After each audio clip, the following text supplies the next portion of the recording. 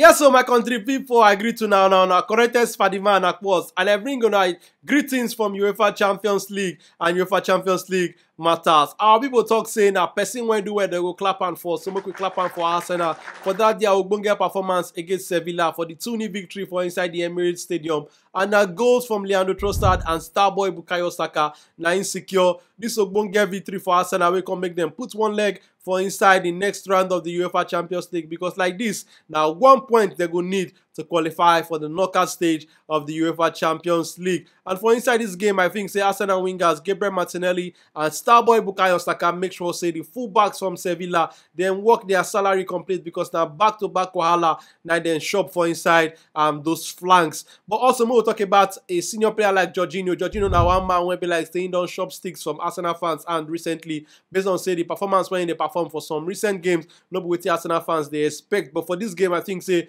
Jorginho do well in show working for inside that midfield in the absence of Martin Odegaard, because now Jorginho be the skipper for inside the game. And we also talk about man like Declan Rice, where be like saying they show every day say him na party jollof rice since he make that big money move from West Ham to the Gunners. Declan Rice, Ogbonge performance from him also for inside this game. And also we'll talk about Arsenal back four. They do Ogbonge work to make sure say they keep clean sheets. We'll talk about the people who be like say they get their jersey for inside background for studio. Manchester United. I call them 3 times based on saying that 3 goals they score against Copenhagen for Denmark, but Manchester United can shop 4 goals for the other side. But we could talk about one of the key moments for inside the game. That red card to Manchester United forward Marcus Rashford. Some people don't talk say that red card they harsh. But for people who don't see the video, we know if we put the video up because of copyright or Allah. But we'll go pull up the picture. People who don't see the video, people who don't see the pictures, people who be like say they watch the match.